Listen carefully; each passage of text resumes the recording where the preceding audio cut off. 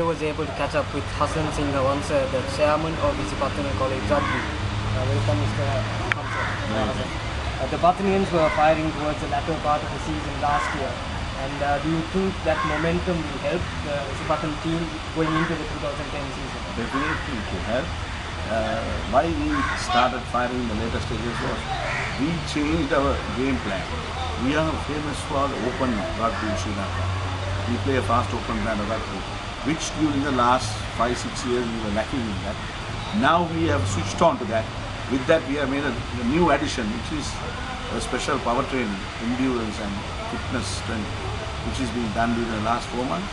That kind of open brand of rugby will help us to achieve our goals. And so it's a new year, new team under the captaincy of Ashan again. How are the boys been shaping up for this season? Actually, you put it as a new team, it's new, but it's a new vision we have. But we have 13 colorsmen from last side, and we have over 55 players coming from other groups, from under 16, under 18. So we have a good team, and I see they are very united, and they play as a team, and we have been practicing in the gym since October, and we have been doing a program, and now for the last 2 months we have been concentrating on the league, because that's the reason we have skipped the first time in the history of Visipatana.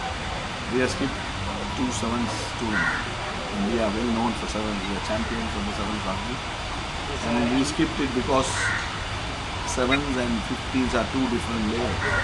We want to switch our training program and again come back. So we want to make consistency and focus on league season. Everyone was surprised when Visipatana didn't take part in the sevens tournament. That is the reason. Secret is we are aiming for big league. And the Visipatana team lost 3 of the main players from last season. Vishwamitra Dasin and Utpala Senirath.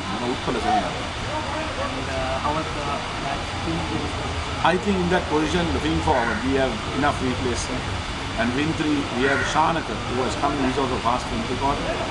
Then Niroshan plays is filled by Prashant Attanai, he's a dynamic flyer. So, I mean, colours once have come into that position, and it doesn't create a big vacuum.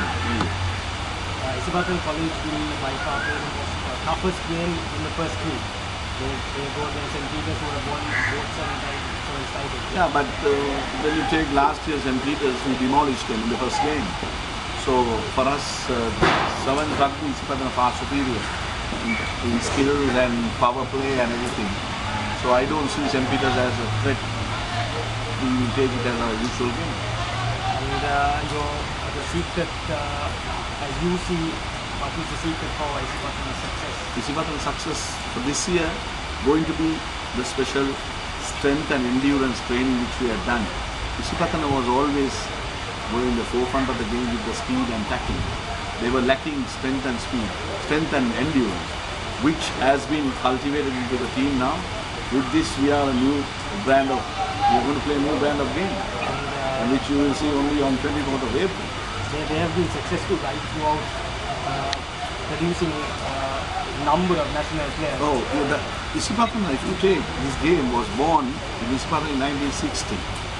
From there onwards, Visipatana had been working around, playing games. Visipatana at a certain time was deprived of games from big schools like Royal, Trinity, St. Thomas's. But later on, there was an article in 1965 written by T.M.K. Samath. I read that article that says, Visipatana, the Yakos teach the masters how to play the game. Visipatana was tagged as the Yakos, but there are no more Yakos. They play the way the gentlemen. You can see the last 3 years how they have been playing. They have been playing a gentleman game even in the field, on the field and off the field. That is the culture we have built in Visipatana. It will never stand.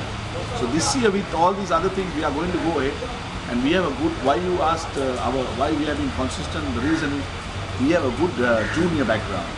If you see all the junior tournaments for the last 5 years, we have been swiping the board. The entire, from 12, 14, 16, 18. And we have an academy of 8 to 10, where 100 young boys train every Saturday. So that's a feeder to the 12, 12 to 14, 14, 16, 18. Like we have even second 15 team, which is proud. The school has 4,500 students, but rugby, we have 21 sports. But rugby takes the center stage. And talking about the support from the old boys, what sort of goals Actually, Isipatana rugby, when they were going well, in the year of 1979, Isipatana started to boom. That's where Master Shama were playing. We had a old boy called O.W. He coached Isipatana for 10 years.